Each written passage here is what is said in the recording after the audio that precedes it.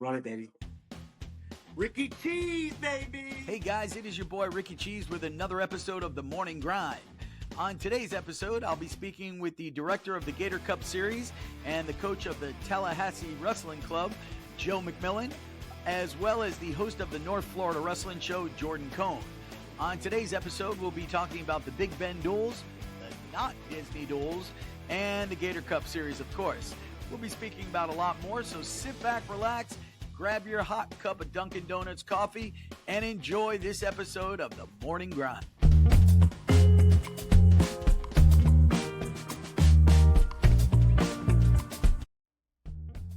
Guys, when my wife Lori and I have our 4-year-old granddaughter staying with us for the weekend, one of our favorite things to do to get our day started is to load her up in the car and drive over to Dunkin' Donuts. We get our delicious, fresh, hot cup of coffee made just the way we like it. And of course, she gets her strawberry frosted donut and her own box of munchkins. You know, we just love this quality time with her, and Dunkin' Donuts has really become a special part of that for us. With 4 locations and a 5th location opening soon, the Mustafa family's Dunkin' Donuts can provide you that same great experience that we get every time we visit. So if you're in Auburndale, Lake Wales, Davenport, or Winter Haven, make it a point to stop in, grab a fresh cup of coffee and your favorite donut and any other great menu item that they've got, because it's the little things in life that mean the most. And now back to the show. So yeah, I was at the AAU Duels, also known as the Disney Duels, which they can't call it that anymore because it's in Fort Lauderdale. And let me tell you something, what a big change. So Jordan, you got Joe, did you ever wrestle in the Disney Duels? I never did, actually. Okay, so it's this huge friggin', I'm sure you've heard of it, but it's massive tournament. You got the best, like, put together all-star teams from all over the country, Pennsylvania, Ohio, New York, California. They come from everywhere, and it's just a tournament that everybody looks forward to. And then, of course, you got a million Florida teams, but they got 3 divisions. They got the community division, they have the developmental, and then they have the all-star.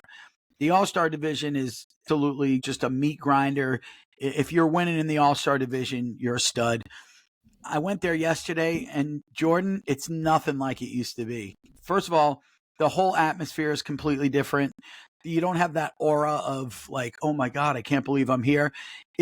There were so many teams that did not make the trip this year. I don't know what's going to happen. The AAU's got to take a step back and say, we should reevaluate this. I wish I knew the reason they moved from Wide World of Sports to Fort Lauderdale. I'm sure it's got to come down to money, but I agree, dude. Like, I wrestled in it twice, and both times it was a very exciting thing, right? You got your club ready to go to, you're like, oh, we're going to Disney, right? There's always that opportunity to maybe like hit a park or do some of the really fun things to do in Orlando. Nothing against Fort Lauderdale, but Fort Lauderdale, it's not Disney, right? Like I said, even it's not even the name. It's not even called Disney Duels, but that's what everybody refers it to. Exactly. Even when it gets moved to Fort Lauderdale, people are still Right. like, "Are you going to Disney Duels?" So it seems like it's got to come down to money, but I would highly recommend them sending it back up there because it's just a better location. And then 2, I did see somebody online talking about how, like, at least if you're a coach, you shouldn't have to pay for parking because that's a long tournament. And then parking, it's like, that's a lot of money for a coach as on top of the expenses you're taking to bring your kids down there. So they need to figure out something because there's other people putting on very high quality dual tournaments, like, over in Tallahassee where Joe's at, the Big Bend Brawl. Like, I'm hearing great things about that. I mean, even a staple in the Disney Duels, the AAU Scholastic Duels, Manatee Mafia, they're at Big Bend right now because they're getting quality competition. They're not having to break the bank, and Tallahassee's a good time. So I think that AAU might want to get their stuff together because there's other dual tournaments that are popping up run by very well individuals. Right. And the thing back when it was at Wide World of Sports, they didn't care who had a dual tournament that weekend. Nobody was going to it. They were going to Disney Duels. I mean, that was it. Anybody who was anybody was going there. Yesterday, I pull up. I showed them my media credential. And the lady looked at me. She's like, $20, please. I'm like, I'm working the event. She goes, doesn't matter, $20. Here you go. I was like, wow. Yeah, wow. Obviously, I didn't have to pay to get in, but that's another thing, man. It was like $22 per person per day, or like 50 or 55 for a weekend pass, which, okay, I mean, it is what it is. That's not horrible. That's right about what it should cost, I guess, for a weekend pass, 50, $55. It was so much smaller than I'm used to. The competition was not there, as far as what I'm used to. Are there studs teams there? Absolutely. But it's not, the depth is not there, I should say, but it's still a good tournament that if they regroup right now and figure it out, they can keep it going. But another year or two of this, it's gonna fizzle out, and then the Big Bend Brawl will be the number one thing to go to, and I'll get behind that too. Yeah. I got no problem. Is it? What is that? AAU or FA? I'm sorry, AAU or USA?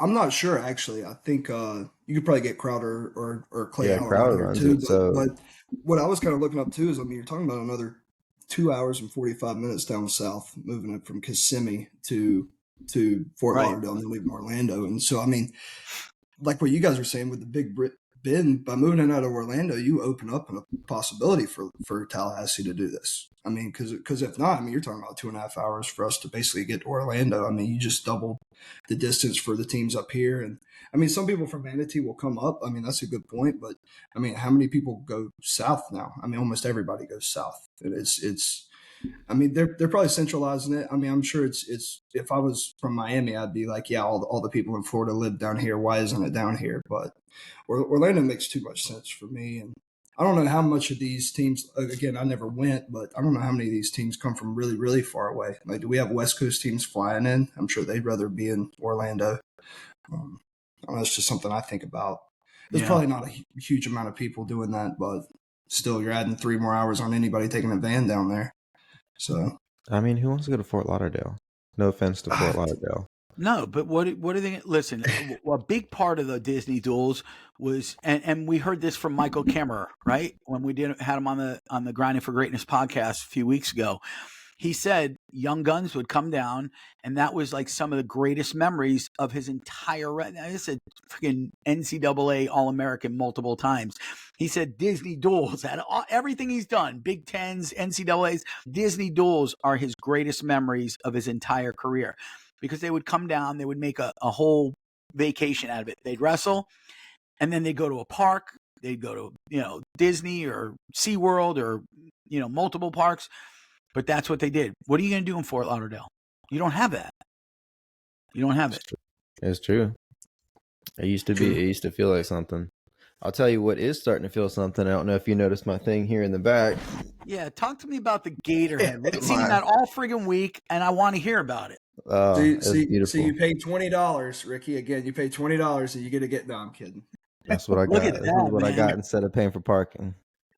So was he the kid that nobody was in his weight class, but he just took the medal anyways because it was a cool award? I think he got his little brother to sign up or something. I don't know. Yeah, that's the only way I was able to do it. For real, dude, it was a good event, dude. You had did you wrestle your sons again? Did you wrestle your sons again? We had no. Dude, in all seriousness, though, like one. So Joe is the head of the Gator Cup Championships, which very, very good youth event, which we'll get into. But even in the open division, every single event had at least a bracket. Some had multiple stuff, and a lot of state champion, past state champions, college wrestlers. It was really cool. I loved. Like, I was very fearful that it was going to be like that I show up and then nobody else is there, but every single one. And like now I'm very motivated next year to be like, oh, maybe I should get out to that one in Swanny, or maybe I should get out to the extra one in Tallahassee. So just for on the open division, I'm very excited for next year. But I know all the kids are excited. Hold that thing in front of the camera again. So Joe, this is what the champion of each weight class received?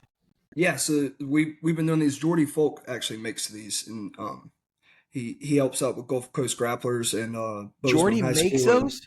Yeah, so he buys the gator heads, he finishes up the wood, and then we just use a little bit of the proceeds to help pay for that, and it's enough for these kids to get really motivated to get them. I mean, you have kids. That is I have parents awesome. texting me like on my own team. It's like, hey, like whenever you calculate points, can you just let us know like how many more points we need to get first place? And so it's funny. It's just another thing for the kids to get into, and it's an MVP award. So we take the 6 tournaments, IBT scoring. I try to do the round robin and the brackets to where it's at least somewhat fair. And so you score your IBT points and it gives you a drop score. So if you go to all 6, you can drop your 2 lowest. It's your top 4 scores. Oh, I And like it's that. it's been good too. And I have some parents and some kids complain and they'll be like, that scoring system really doesn't that's really not fair. And I'm like, well, that's what track uses to calculate your team points too, right? And they're like, oh man. And I'm like, yeah, now you get it. It's like, yeah, if you get a bye, you need to pin the next one to get those advancement points and the placement. Right. And they start to understand that. And these kids now, whenever they get an 8-man full bracket, they figured out that's the only way you can score 30 is if you pin your way through that. And so it's almost like they cheer for like bigger brackets and more. If you're Right. trying to get the Gator head, you actually Right. want to race from the biggest bracket and then hope you win. And there's a little tears. I was glad too. There were some guys that got heartbroken, like really young kids got heartbroken at the championships. Like needed one win, pin when he was winning, and he was just fine with it. And I was like, well, that's really good because you see a lot of that in wrestling. I mean, these guys have these heartbreaking losses and they lose it, and these kids are just like, well, that's part of the game. It was really good to see that maturity out of young kids. So and Yeah. didn't really have for the most part great sportsmanship. And we started giving away this year too to soften the blow of the Gatorhead came down to 1 or 2 points in multiple age groups.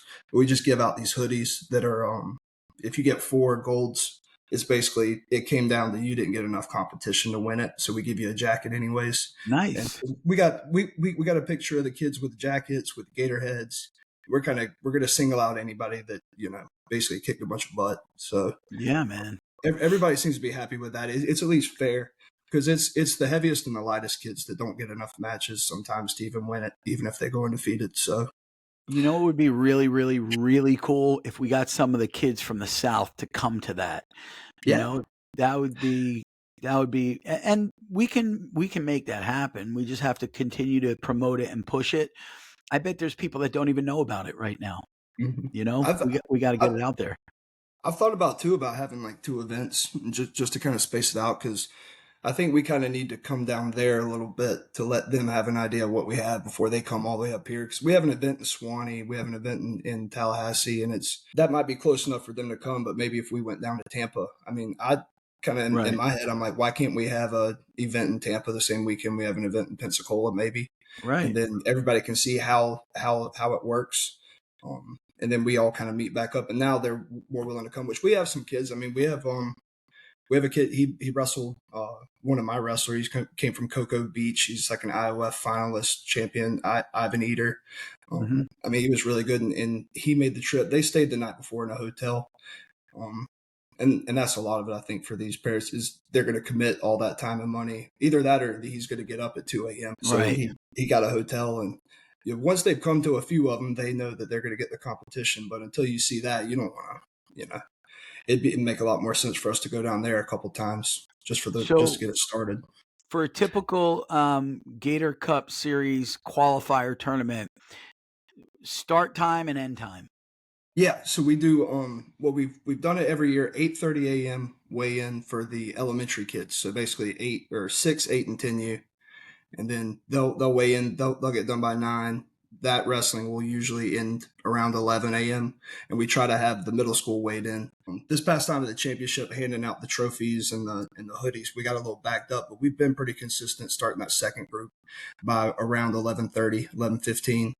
And then you just do that. You do 30 minutes weigh in, 2 hours of wrestling. Those kids go home. 30 minutes of weigh-ins, and then followed by 2 hours of wrestling, and then those kids go home. And then, so by the time you finish, the high school will start at 1 o'clock.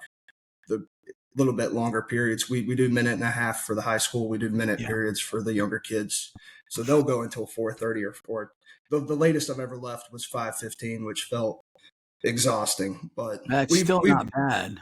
we've talked about switching it up next year too, because a lot of our problems is that people, when we drive to Central Time Zone, it's really nice. It's 10 a.m. local time for us. Right. When they come over here, it's 8 a.m. local time.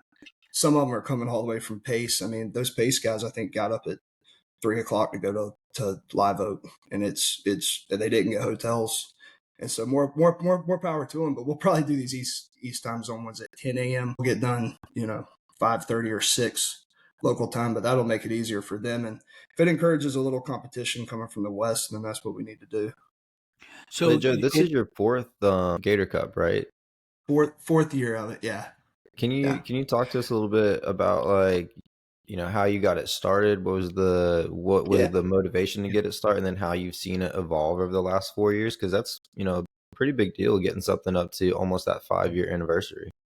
Yeah, it definitely has, and shout out to Jordy Folk for being the real I would say the figurehead of it earlier. He had the idea of this kind of series, and we would kind of have some kind of trophy at the end, and we would have it centered in Panama City, going from Tallahassee to Pensacola. I'd always done the tournaments. I'd been a tournament director, for the high school stuff, and that was just kind of something I did to, it's like spending money here and there. It was helping my friends. It was helping Coach Laxton, like people I liked, and so I figured out track from that standpoint. And then we got it was a 2-in-1 deal. I was going to start my wrestling club in Tallahassee. If I want to have a wrestling club, I need to have tournaments to go to.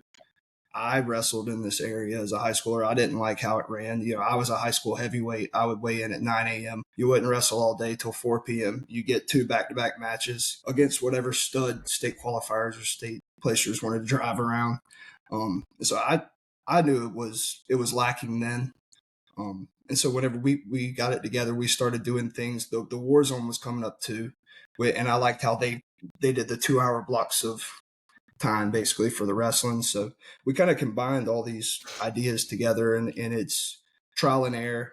We learned the block bracketing is the way to go, especially when you're dealing with tournaments with less than like 200 signups. I mean, you gotta sometimes you're stretching to make some of these weight classes, but the guys, for the most part, they understand that if there's only 2 good kids in the gym for me to wrestle, and I've wrestled both of them, then that's all I got. So they've been pretty good about that.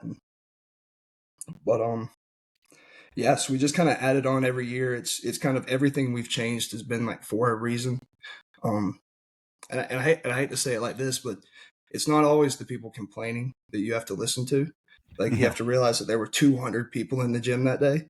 And if you had 2 complaints, you also had 198 people that had some opinion of what happened. Exactly. Yeah. So it's not you'll love this, Ricky. There's an old like World War II thing where these planes, they would go off and they would get shot at, and they would come back. And in the wings of the plane where the holes were, that's where they wanted to put the reinforcements. Well, it's not the planes that come back you want to save, it's the ones that didn't. So you started reinforcing the part of the plane where they weren't getting the planes back with the holes there, and they ended up saving like so many lives. Yeah. And so it's just like that. It's like you have to pay attention to not just the losers, but the winners. So absolutely, it makes a lot of sense. Jordy, does he coach at a high school or just the grapplers? He does mostly the grapplers with his sons. He's been helping out with Bozeman though too. Okay. And his kid is Logan, right? He's got a couple. He has Nolan and Landon. There's a Logan, isn't there? Landon. Yeah, Landon. Landon's come on strong the last Logan was enough to switch to trip me up too. Yeah, Landon. Who's Logan? Is there a Logan? Not a Logan. There's a Logan somewhere in the world. Shut There's up. There's a Nolan and a Landon. Yeah. It's Landon. Yeah, Landon Fogg. But for some reason, I always want to call him Logan. I don't know why. But well, now you'll get me doing that. Maybe I call these kids the wrong name once, and I'll call them the wrong name for the rest of their lives. I hate it. It's like kids on my club that I like, and I'll be calling them the wrong name. I do it on purpose to some of the high school kids, like, because I do the state rankings. So they're like, "Hey man, you got my name wrong." Like the kid's name is Pete or whatever, and I called him Paul. He's like, "Hey, my name's Pete." I'm like, "All right, Pete. All right, Paul, no problem." And then you're like, "Come on, no, my name's this." I'm like, "All right, John, I got you. Relax. I got you, Steve. I got you. Don't worry about it." Joe. I love messing with him. Hey Joe, one name that I refuse to ever say right is the Wesolowskis. They're the Wrestlowskis for here. The Wrestlowskis. Yeah, I told them they gave themselves that trademark that, man. I That's like it. awesome. Yeah. I'd love to be called Wesolowski if my name was Wesolowski. Well, they And they those got like kids are 6 backing of it them up and too. like counting, so they're gonna be in the game for about 20 years. They might as well. Yeah. It's true. Yep. It's true. And I always screw up Westlager's name. Westlager. I call him Mhm. Lager, but it's Lager. Lager, isn't it? I don't know. It's Laker. I'll have to get him to say it. We'll have to trick him into saying it. Jordan swears it's Lager. That's what he says it is. Oh, that's what he pronounces it? So we got to go that's with what that. he says it is. Jason's He a hasn't good been dude, in Florida man. long enough to get the accent. Yeah, Yeah. once he gets the accent, he'll be a West Laker. He's from PA? Mm-hmm. Yeah. Yeah, he was a state finalist, I believe. He actually, I Mhm. think he coached a state championship team as well. Yep. Oh, speaking of PA, I forgot to mention this to you guys earlier in the show when we were talking Disney Duels. Oh, I don't remember what shirt I was wearing, but it was I was wearing my Florida national team pullover, and I walked up to some kid and I said, "Hey, man, where's your team?" They were on the mat. I go, "Where are you guys from?" He goes, "Pennsylvania." He goes, "Is your son on this team?" I go, "No, I'm media. I have a website." He goes, "Where are you from?" I go, "Florida." He goes, "Man, Florida's kicking our butts." I'm like, "Really? And you're from Pennsylvania?" He goes, "Man, Florida's no joke." I've never heard that from anybody from Pennsylvania giving us props like that, man. I Check hear that it all I was the out. time like, whenever we were "Thank on you." the South Florida Lightning team, man. We'd go up against these Pennsylvania kids, and we'd either win or it'd be like a tough thing, and they would walk away and Yeah. be like, "Oh, Florida's no joke." It's like people are finally figuring out, but on these national stages, like when Blasucci was taking South Florida Lightning up there, it's like they're up there competing. So I don't know why people are so surprised. It's just that, again, we talk about it is, D1 wrestling's not here in Florida, so we don't get a lot of the attention there. A lot of Right. our guys either don't go off or, they decide to, stay home. I don't know, but Florida's had top tier wrestling for a long time. It's just all the national tournaments are up north. That's Mhm. it. And we just don't have the depth. That's all. We've always had great I've always said our elite can hang with anybody's elite. Well, We so just didn't have here, the depth. so you talk about, when I talk about depth, I think there was an episode we were talking about how Jordan Oliver went with, I think, Rat Williams, Rat, and it was before yes. Rat was even like cracking the lineup. Right. There's He was all sorts JV. of those kids littered all the way in Miami, Fort Lauderdale, like, Yeah. even for myself over in Panama City Bay for the longest time, Swanny. Like, I wanted to go to a lot of national tournaments, but like individual national tournaments, but they're up in Pennsylvania, they're up in Fargo, they're up in Virginia Beach. It wasn't feasible economically for us to go up there and me wrestle 2-3 matches, but it made more sense to get on a dual team and go and get like 8 or 9. I feel like I'd have been just as fine at individual national tournaments. It's just that the locations of them. Yep. Yeah. Yep. It's a lot to commit to go up there to maybe go 0-2 in an IBT. So I've stared that in the face before. So, but Hey, yeah, it. go ahead. Yeah, I'm go ahead. sorry. Well, I was just gonna say it becomes a numbers game down here in Florida too. We have so many people, especially down there in South Florida, and it's picking up. Like I feel like the MMA scene has done a lot for us down there in South Florida. I'm old enough to remember when we were resisting that we didn't want these UFC tap out guys coming in and changing our stuff. But I think it's ended up being for the better. You see, Mako's down there, and you see him in the corner of these UFC fights and stuff, and you Yeah. can't help but feel like being on TV and having like a Florida wrestling guy on there like isn't good for us. Like as far as marketing our stuff, I know from doing the elementary school kids club, if you get a guy from TV in front of them, they think he's famous no matter what. So Yeah. it's definitely helping us there, and I think we catch up. I think it's a lot of it's a geography game, like y'all said. It's like we have all these kids down here that can compete against each other, but when are we going to go anywhere else where we have to basically drive through the whole South before we get to a place that's a good wrestling state. Yeah. If you want to compete with Ohio, that's a pretty good drive. So especially from where our people live in Miami and Orlando. Yep. What I was going to say earlier, that it's Gulf Coast. What is it called? Gulf Coast Grappling Academy Grapplers. or Gulf Mhm. Coast Grapplers. Is that the club that Bear Siegel was with, or was that a different Gulf Coast? So there's three. There's Gulf Coast Jesus. Wrestling Club, and Okay. that's Gulf Shores. And then there's formerly Gulf Coast Grappling Academy, which that's Bear Siegel and Zane Okay. Turnipseed, and they've gone by Black Sheep on the last few Okay. Gator Cups. And then you have Jordy's, which is It's The it's an grapplers. orange team. He has a lot of young kids on it. I wouldn't say he has he doesn't really have high school kids. I think he has some kids wrestling for him that were like 14U. But I mean, it's him and his sons, and it's he's got some kids in there that are really good or starting to get really good, especially this year. So I That's know what I know it's all he's about. excited about it, and yeah, just keeping him in there and having something there for the kids to like look forward to. I From doing it myself, I feel like the high school kids have a better feeling for what they're doing when they look around and they're like, oh, when I'm gone, it'll be this kid, and you Yeah. start having coming from Swanny. I mean, I know we used to do that. It would be a little funny thing when the high school seniors were telling me, it's like, oh yeah, like when you come over here, you're gonna have to wrestle JV, blah blah blah. And he's giving me a hard time, really. But it was for me as a young kid, I was like, yeah, I'm looking forward to that. Yep. 'Cause Yep. we're really good. That's why I tried out for the wrestling team. Right. Exactly. Yeah. So, in today's day and age, who's Swanny's like rival? Like, because in the '80s when I was in school, when I was at Lincoln, Swanny was that was our rival. It was Lincoln Swanny. Who is it now? Is it Wakulla? Is it Lincoln? Who is it? Do I'd they say have a main rival? it's got to be Wakulla because I mean there was when we were in school there was a rivalry there with Clay basically because they would always beat us at regions and we always thought we could win. And so that was a little bit of a John Jones Cormier rivalry where we never really Yeah. got the best of them.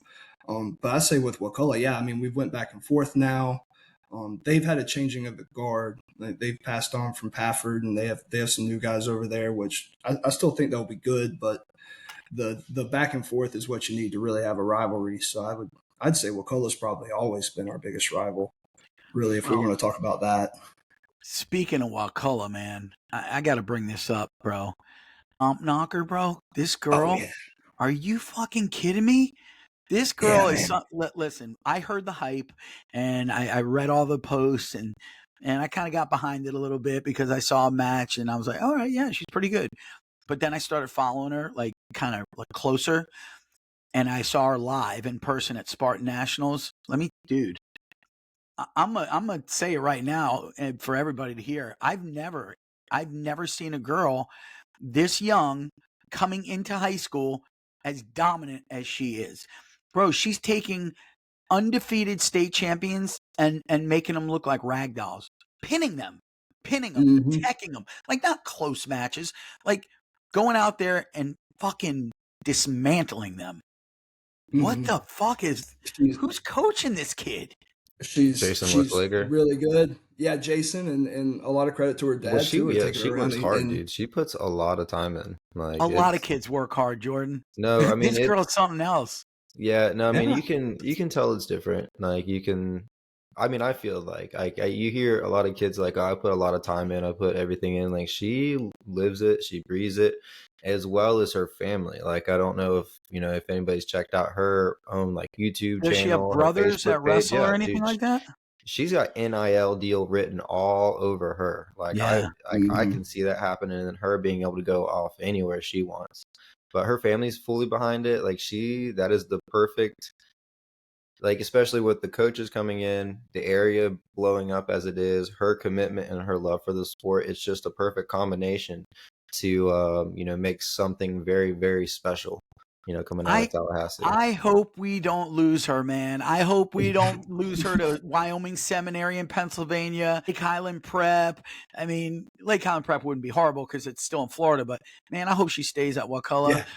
I really do, man. And maybe that's a little selfish to say because, getting that national competition. Because listen, let's face it, Wakulla's not wrestling a national schedule. They're not.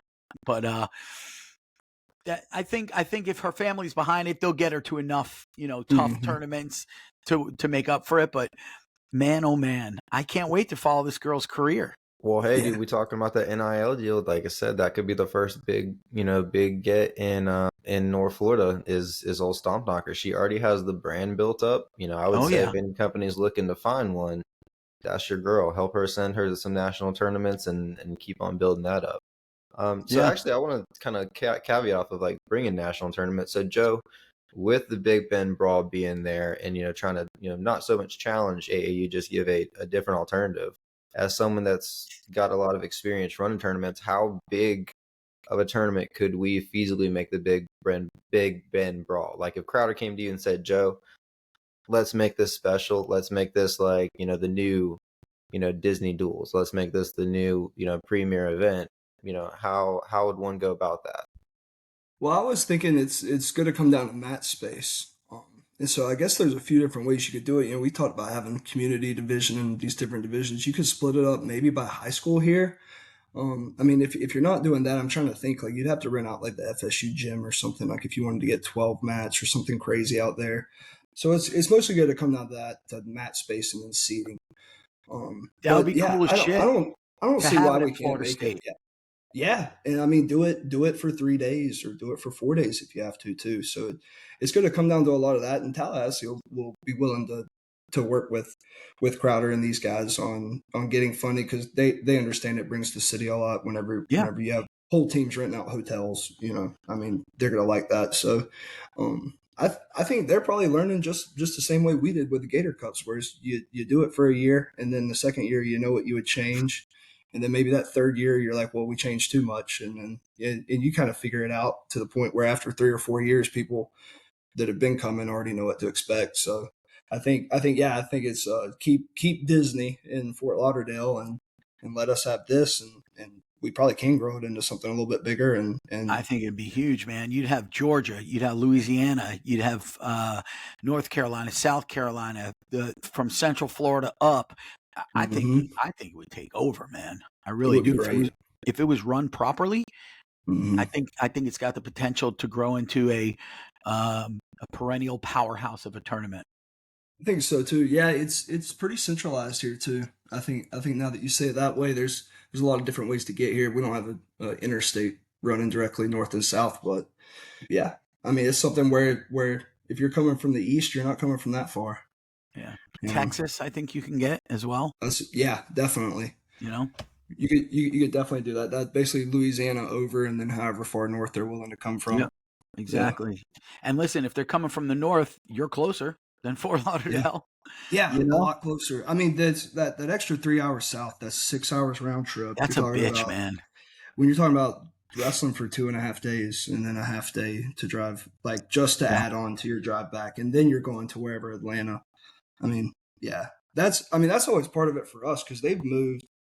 I mean, like Fawa used to be in Kissimmee, now it's in Stewart, and that's fine. I mean, it's Jensen Beach. That's just a little bit further, but yeah, when you actually make that drive, you're like, man, this extra 3 hours they put on my trip is not really helping me out at all. Is there any like are there any like big parks around there in the northern Florida area? My thought process being, everyone calls it the Disney Duels, but like, let's say, for example, Busch Gardens was in Tallahassee. You can call, the Busch Gardens Big Bend Duels or whatever. If we attach like a big name to it, get them on board, get a little sponsorship money out of them to help pay for the gym or whatever. Is there anything like that in that area that we can reach out to if this thing was a go? I think so. I think there probably is. I mean, it doesn't have to be Busch Gardens or Disney, but something. There's something like that I can think of, like a Disney. But there would definitely be. I mean, you have these are like state parks. You have like the Wakulla River Springs. It's like a really nice place to go, and that's like right here. Like technically, as soon as you leave Leon County, it's right there. And I don't know. There's some things we could do with it. Kind of building off of that though, it wouldn't be in Tallahassee, but somewhere that could do something like that would be Valdosta. You have Valdosta State University there, so you have a location big enough to probably put a bunch of mats, and then you have Wild Adventures there. Oh, the Wild Adventure Big Bend Duels, something like that. Yeah. Because it does, kind of going back to what we were talking about with the whole, part of the allure to going down to Disney Duels was you had, tons of stuff to do in Orlando. Right. Like even if you didn't go to Disney, like chilling out at Old Town was, I love Old Town. Yeah, it was a good way to kill a couple of times, a couple hours in between matches or after the tournament. Old Town was great because if you wanted to spend money, you could do it. But if you didn't want to spend money, you didn't have to. You can just walk around and go in the shops and ride, look at the rides or whatever. I love Old Town. Just don't eat in that restaurant there. It sucks.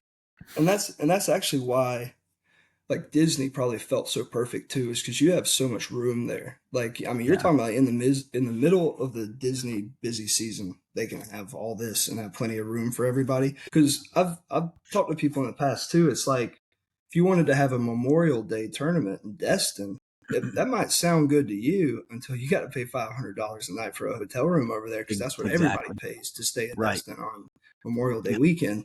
And Yep. so it's like some of these destinations might sound good, and then when you go to actually implement it, you're like causing all these problems. And that's probably something that unique to Disney. Because even Valdosta, I mean, those hotels around Wild Adventures would be more busy than normal. That's not a very big park. I mean, it's awesome. I love going there as a kid, but it's not the same as Disney. Disney's kind of one of a kind in that respect. Yeah. Yep. I mean, maybe like one of them Six Flags or something up there in Atlanta. I mean, they Atlanta could do it, but again, we don't want to do that. No one wants so. to go to Atlanta. Don't do that. Nobody wants. I don't want to go to Atlanta. Don't tell hundreds of high I'd rather school go to Fort teens to Lauderdale, go to honestly. Atlanta. Keep that shit in Florida, man. Dude, Yeah. literally, if I have to drive through Atlanta, I'll just go around it. I hate driving through Atlanta. I don't want to It's do so anything in bad, Atlanta. man. You can't even go at 4 a.m. I tried doing that coming back from college one time. I was going to drive through Atlanta at the least busy part of the day. I felt like I was going to get run over by a crazy person. Like, remember Dixie Nationals used to be at the World Congress Center in Atlanta? So we would go to the Dixie Nationals every year. And I'm sorry, people in Georgia or live in Georgia and that are proud, but Atlanta's a shithole. At least the part that we went through. What a dump, man. So Jordan, I had Casey Thompson. We went up there together because his son Chase was like real little back then. Probably like 10. Well, he's never little. He was born at 200 pounds, but he was younger, I should say, maybe 10 years old, 9 years old. And we went bum hunting in Atlanta. That was our fun thing to do. There were so many bums just laid out on the streets. He's like, there's one. Ooh, I got a point. There's one. I'm like, oh, Jesus. And Casey goes, really, Rick? Is this what you're teaching my kid? We're bum hunting now? So when you say you want to drive around it, Jordan, I feel you, bro. I get it. It was not the nicest. It's just a nightmare, dude. It's like they tried to be New York and failed. yeah. Yes. Well, they didn't fail on the bums, though. The homeless bums. They did not. They did not have At least if you're like a homeless bum in New York, you can get to the other side on the subway. You can get $1 pizza. You know, there's that stuff. Where are you getting $1 pizza in New York anymore? Dude, there's all sorts of $1 pizzas. $1? Yeah, dude, they just bumped up the price of soda. Oh, okay. Because Lori and I were in New York City about a year and a half ago, 2 years ago. We went to visit my best friend in New Jersey. He was like 10 minutes from the city. Yeah, so that's why you went to Hoboken. Yes. Yeah, you gotta go central. You gotta go right there in Manhattan, and you gotta walk around a little bit. There's some places in Brooklyn.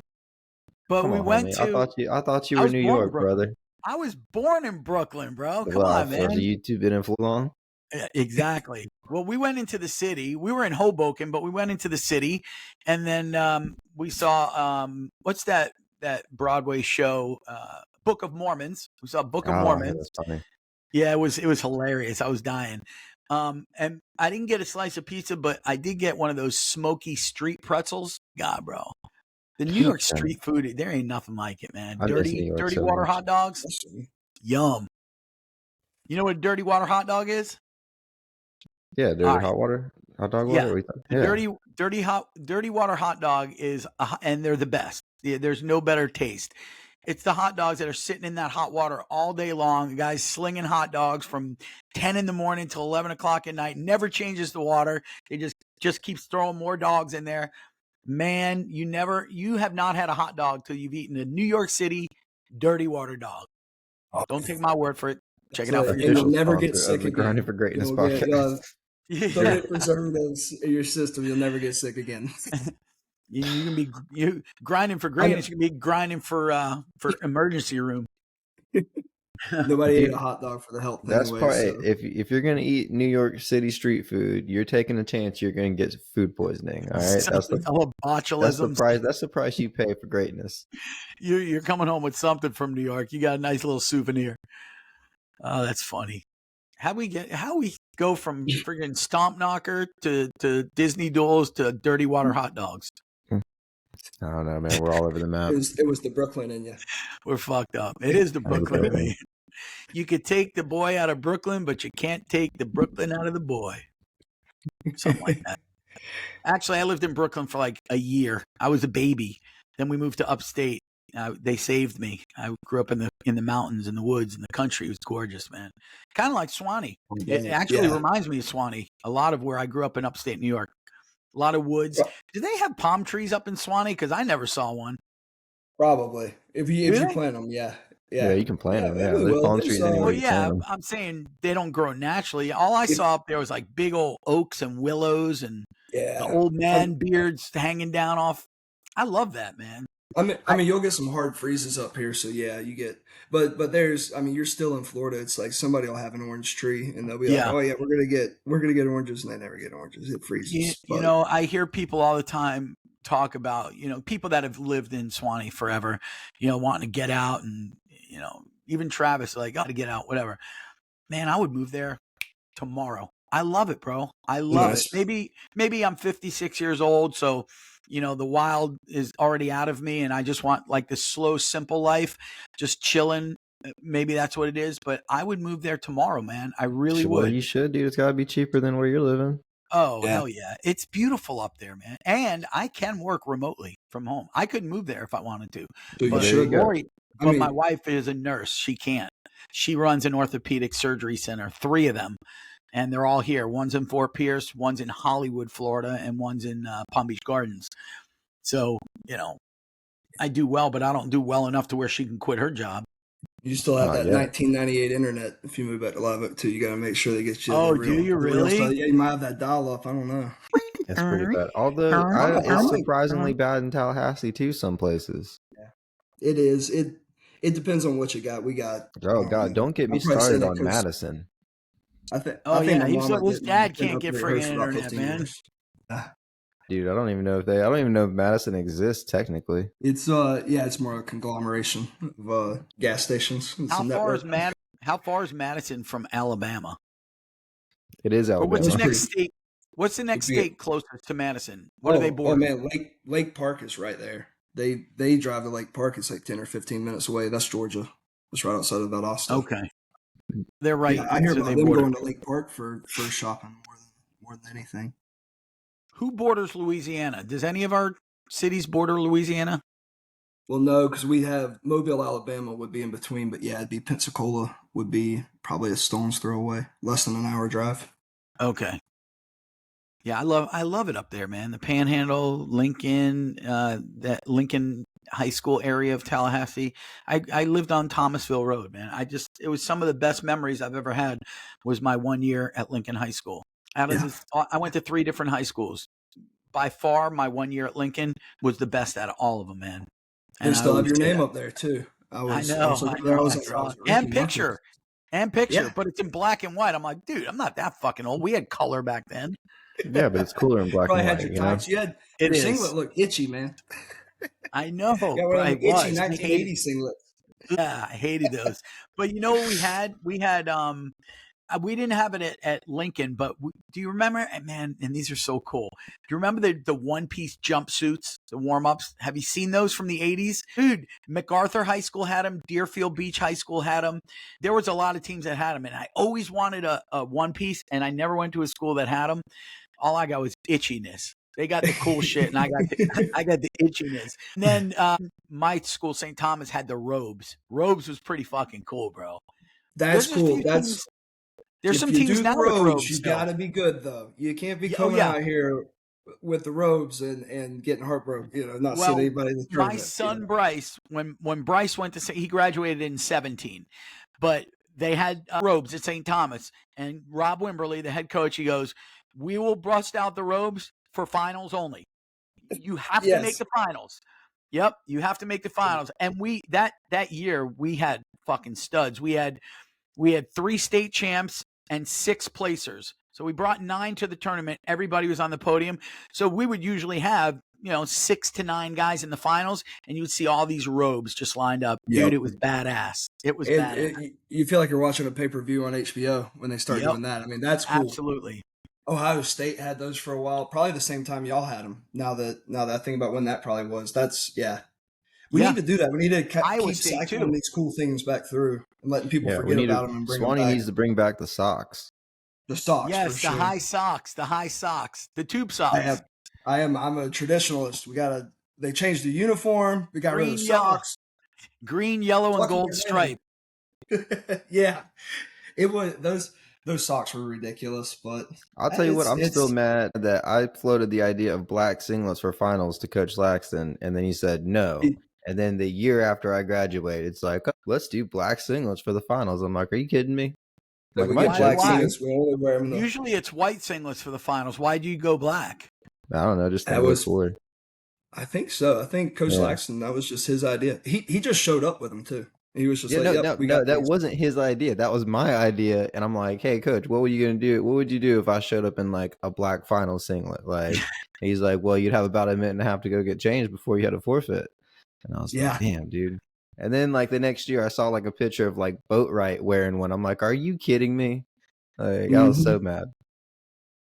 Yeah, We wore we like those to for the we like to finals go against the regions, and then grain we too. all I lost. remember my senior year too. Like, you know how everybody dyes their hair like blonde for state? We went black instead of blonde. We like to go against the grain. You know what, bro? Dylan told me that you had jet black hair when he wrestled you. He goes, ask him about his black hair. I'm like, he doesn't have black hair, Dylan. He goes, yes, he fucking did. When I wrestled him, he had black hair. That it must have been the summer of my senior year then. No, he said it was before he wrestled you, and he could be wrong, but he said he wrestled you before you won your state title. So it was the summer after your junior year. Yeah, I never dyed my hair black until before that one. Because Then we just forego dyeing our hair my junior year, the 07 year. We're like, no, screw that, we're not doing it. Which I kind of like that too. I like approaching state like it's just, another tournament. I feel like when you're doing stuff like that, you're making a bigger deal out of it than it is. You know what I mean? You're like, I feel like you're making your own dragon on that point instead of just going in there and be like, all right, I'm walking in here. I'm not treating it like it's a special tournament because it's just another 16-man bracket tournament. But I did like the black hair. I thought that was pretty cool. I like making fun of it, or not like making fun of, or just like characterizing it, Yeah. That's funny, man. Jet black hair. You see all these different hairstyles at the state tournament. How did that even become a thing? I don't know. The one thing with the girls is there has to be something with the braids. Like, I know, dude, I saw, and it's only when it's like very egregious, but I saw one girl with like braids like all the way down to like her butt, and it was like 8, 9, 10 individual ones just like flopping everywhere. I'm like, how is that not getting in the way? Or like, ones that are like really, really, really big like braids, or I don't know. It seems like it can be very, frustrating. Feels like that's also about an extra 4 pounds. Maybe that's just the wrestler in me. I'm trying to weigh those things in my head. Yeah. Hey, Joe, what do you think about this all-class rankings that Jordan and I are doing? We're taking the state rankings. We're doing the all-class. We're going to give you the best, 10, 15 in each weight class, no matter what class. Don't give those 1A kids any credit. No, that's awesome. It's good. I think that's part of the fun, though, too, is the speculation of it. It's like what would happen. We're doing a pound for pound as well. The number one thing that's going to come out of that, guys, is y'all are going to convince some kids to bump up in some dual meets to wrestle each other. It's probably what that's going to do. I remember that was one of the things when I was in school.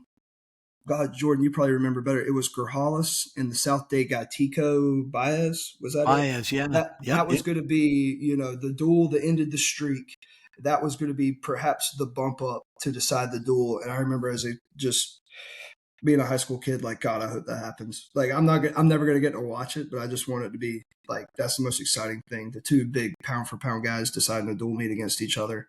And the guy that's ranked second has the weight advantage like that. And that's the kind of stuff that you build up. I mean, that's what boxing's made all of its money off of. That's what UFC's doing. And we're in the same light. I mean, we're not trying to knock each other out, but we are trying to take each other down. So I think it's going to be great. I think what you guys are doing is helping to grow the sport a lot too. I mean, just the interest. I mean, all of these wrestling fans are at home thinking and talking about the same stuff. But once we do it on air, it becomes, now it's a community and there's more back and forth. So, hey, who is the 142 pounder in 1986 for Swanny Live Oak? Would you guys remember any of that? He was in the state finals against Dana Wilkes from Crystal River. You're talking about John Wainwright. It was it John Wainwright? Yeah, it was a Wainwright, but which one would it have been? He had a wrestling partner, Chris something. Gosh, It was a Wainwright. Gandiana. Is that a name? Chris Gandiana from Bay. Gandiana. There you go. I wrestled him. He was a bad son of a bitch. I'm so happy I remember that name. Yeah, Chris Gandiana.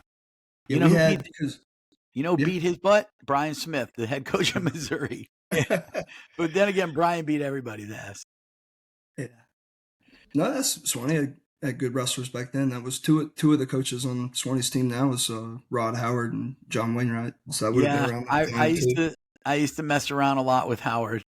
He was a good dude. And the kid that I wrestled every week, anytime we wrestled Swanny, it seemed like every week, but it was regionals and districts and regionals. His name was Alan Blair. Do you remember Alan Blair? I don't remember that name, but he was a 126 pounder in 1986. In 1988, he was wrestling like 188 or whatever the weight class was back then. How do you go from 26 to 88? I wonder. That's probably lifting hay bales, drinking raw milk. Oh man, yeah. Ricky, why are you asking about all these stuff that happened before we were even born, dude? Really? You're gonna go there, huh? I'm just saying, brother. I forgot that I'm on with a bunch of friggin' little babies, man. Friggin' your dad. Hey, and we're old now. Yeah, exactly. I know. Yeah, we're getting old. Listen, I'm 56 and I'm proud of it because I don't feel 56. I don't move like I'm 56. I'm all right, man. I'm gonna be okay. But, I keep telling we're getting ready to build the statue of you out there. That's what come on now. My ego might like that though, actually. The Ricky Cheese wrestling room. That'd be a good right. name. Man, that would be awesome. If I tell Lori all the time, because she plays the lottery a lot, I said, babe, if we ever hit that lottery and it was like the Powerball or something like that, I told her, I go, man, if God really knew what I would do with all that money, he'd let us win. She goes, what do you mean? I go, I would donate so much to so many different great things that we can just do it, man. Can you imagine a TFWR wrestling facility in like Central Florida where anybody who wanted to train could come train? I'd have a full-time staff of like Makos and Sean Sheldons and like these great coaches, man. That would be awesome, man. It'd be fun to play around with that budget and see what you could do with it. Yeah. Can you imagine? Hey, we have that on recording, so whenever it happens, you and I can hold him to that, Joe. You wouldn't have to. That'd be the first thing I did, man. I'm telling you. I believe the first thing I did. I believe Thank him, you. actually. Thank you. We'd have to stop him from spending all of this money. You would. We've actually spent more than you want. Okay, my salary would increase a lot. Oh yeah, he'd go from what I'm paying him now. Yeah. You probably just send Ricky an invoice and he'll just pay it. You just put something on there. Like, Jordan does it for the love. Jordan's doing it for the love. Hey guys, I gotta get going. Man. Joe, I'm sure you got some stuff you gotta get to as well. Yeah, no, this was fun, guys. So, thank you for coming on, Joe. I appreciate it, man. I'm gonna call Dylan right now and tell him you said what's up. Yeah, tell him I said what's up.